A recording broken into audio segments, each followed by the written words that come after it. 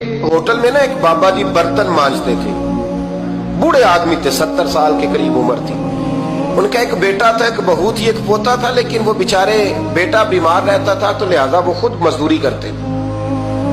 कहती है एक दिन वो बाबा जी मेरे पास आए, कहने लगे मेम साहबा 2-4 दिन की छुट्टी चाहिए। तो मैंने कहा खैरियत है? कहने लगे मैडम मेरा बेटा फौत हो गया। बेटा, आपको पता है बाप का जनाजा पढ़ना आसान है, बेटे का जनाजा उठाना बड़ा मुश्किल काम। कहती है मैं कुछ लिख रही थी, मेरे हाथ से कलम गिर गया। मैंने खुद गाड़ी भेजी, बाबा जी गांव चले गए जहां वो रहते थे।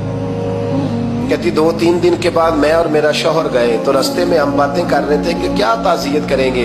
एक ही बेटा था, कोई रिश्तेदार भी नहीं, तो उसकी तो कायनात उजड़ गई। किन लफ्जों से उसे ताज़ियत क्या कहेंगे।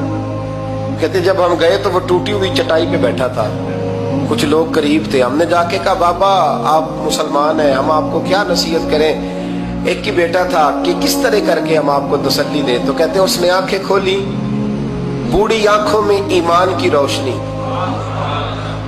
कहने लगा बीबी क्या ताज़ियत की बात करती हो, मैंने कोई पैसे जमा करा के बेटा लिया था, खुदा ने फजल से दिया था, अदल से ले गया है। मैं अपने रब के फैसलों में बड़ा राजी हूं। अल्लाहु अकबर। वो खातून कहती है कि वो बाबा जी से मैंने कहा कि चलो आप 1 महीने की छुट्टी कर ले। तो कहने लगा नहीं मैडम मैं मुसलमान हूँ, मुफ्त की रोटी नहीं खाता, मजदूरी करके खाता हूँ, मैं इंशाल्लाह 2-3 दिन के बाद काम पे आ जाऊंगा। कहती वो चंद दिनों के बाद आ गया। अल्लाह की कुदरत के अभी 2-3 माह गुजरे थे, फिर आया। मैडम छुट्टी चाहिए कुछ दिनों की। मैंने कहा खैरियत है? कहने लगे वो मेरी बहू भी हार्ट अटैक से फौत हो गई।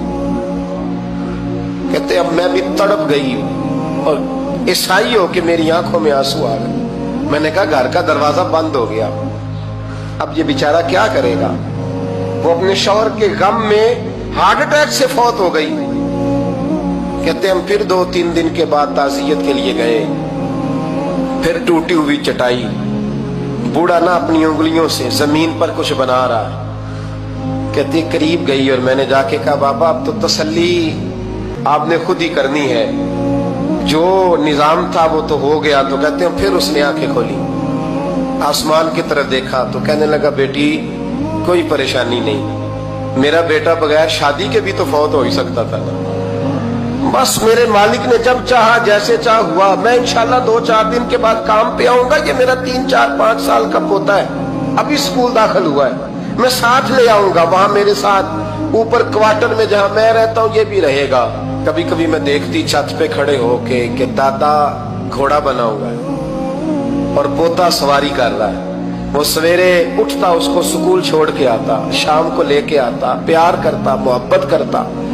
तीसरी मंजिल पर हमने क्वार्टर दिया हुआ था, वहां दादा पोता रहते। अल्लाह तो बड़ा बेनियाज है।